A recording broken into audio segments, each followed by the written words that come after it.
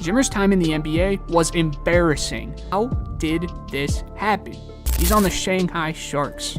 The league tried to give him as many chances as they could. They know the fans want to see Jimmer, but even in a league perfectly fit for his style of play, he couldn't survive.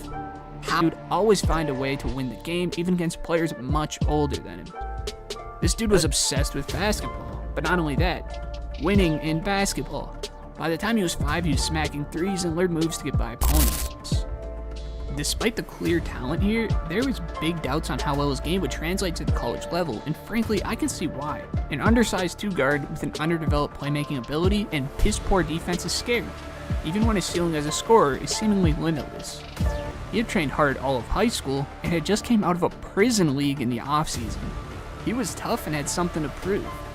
Jimmer was clearly a top shooter in the NCAA, smacking 38%. Jimmer was clearly ready to work. He saw a rapid jump in production by the end of his sophomore year, totaling over 16 a game. Jimmer matched up against undefeated San Diego State, led by none other than Kawhi Leonard.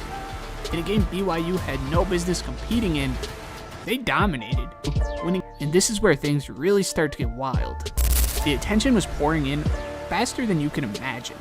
Everyone was watching in awe at this kid hitting 40-foot bombs, pulling up in transition, and hitting buzzer beaters seemingly every single week. These weren't any ordinary games. I mean, these games were more buzzing than the NBA Finals. Jimmer pushed BYU to the Sweet 16 for the first time since 1981. And had you watched these games, the best scorer in the world. President Obama called him unbelievable. Not a 6'2" shooting guard who looks like he should be playing soccer or something, not prepping for the NBA draft. The Bucks grabbed Jimmer with the 10th overall pick before trading him to the Kings. The hype around his name clearly made him go a little bit higher than he otherwise would. The Kings instantly saw a 540% increase in jersey sales as a result of his jerseys flying off the shelves faster than you could stock them. For those of you who know Jimmer's story, you know this is when the fun, fancy life would come to an end. Over the next couple years, Jimmer would see more and more minutes taken away. After posting 7 a game in 2013 and 5 in 2014, he was bought out of his contract partway through the year by Sacramento.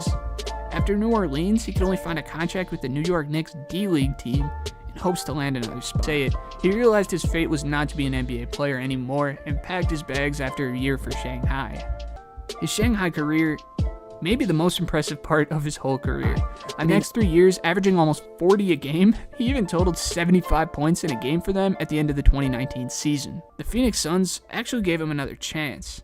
He played 6 games, shit the bed, and went back to China. That's basically Fredette's story. I mean, I know it died pretty quickly in the NBA, but there's not much to say here.